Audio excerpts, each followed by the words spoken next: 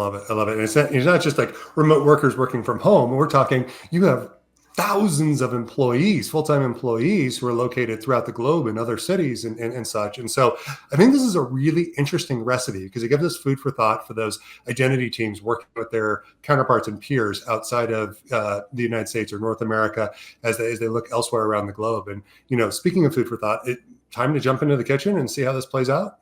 Let's go ahead and show it. All right. So let's go ahead and show this recipe that we created live, and then I'm going to show you exactly what it took to build it. So over here, we've got a user, and I'm going to first log in with a user, Alan Adkins. Now, Alan is a North American-based employee, and he's trying to get to the Canary Bank application. So here, based on the policy that the orchestrator understands, we're going to say we're going to send them to the North American instance of Azure. So lo and behold, we get to the application. Nothing terribly interesting has happened to this point. But now you can see Alan, while he gets access to the application, has unfettered access. He can get to every different part of the application. Now here we're echoing back. These are the bits of identity context that get passed to the application by the fabric.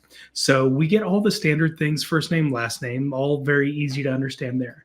But we also understand the native region that Alan is from. We know that he's a North American-based employee because his native region is the US or Canada or whatever may be appropriate for your organization.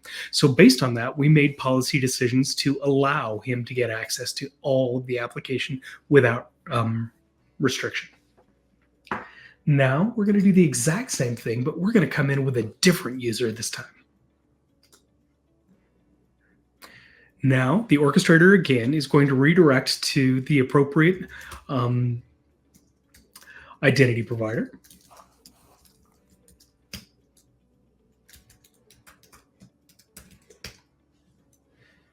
And once again, we get access to the application.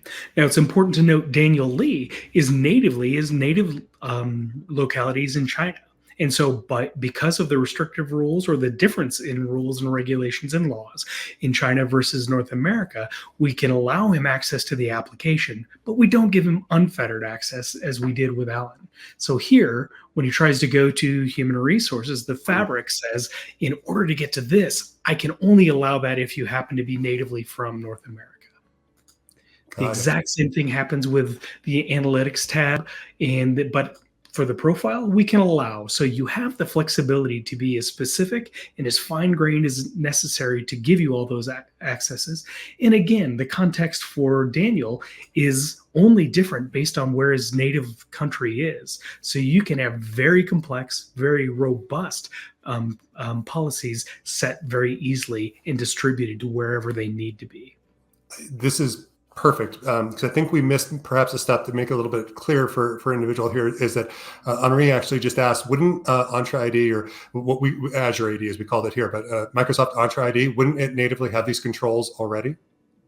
It does and it doesn't. So the blessing and the curse of all identity providers, Entra ID included, is that it's central. You have a tenant in North America.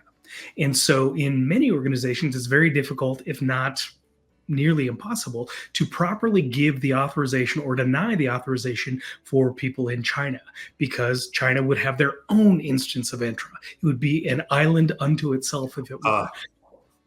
And so that would be the challenge. Got it. I think we missed that because we made it seem so simple as we were saying, hey, there's Azure and there's Azure, but these are actually two Azures who have never met, perhaps. I mean, they're literally isolated and siloed oceans apart. Exactly right. It wouldn't at all be unlike saying your North American people authenticate to Entra and then the China people use a totally different technology. Okta, for example. They're parallel technologies in that they're both there to authenticate and authorize users and give them access to things, but they're completely different both administratively, in geography, and in policy. Great. Well, how did you set it up? Let's take a look at this. Fantastic. Let's go ahead and walk into that. So what I'm showing here is actually the Mavericks Cloud UI.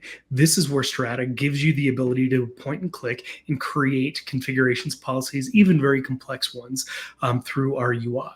So here we've got three primary components. The first one is the identity fabric. This is where you start talking about how do I integrate with Entra. So in this case, Entra or Azure, I went ahead and I created an integration there. For those who are familiar with these technologies, it's a simple metadata exchange. Entra thinks of the fabric as an application, and we think of Entra as an identity provider, not unlike how the applications may have already been done today.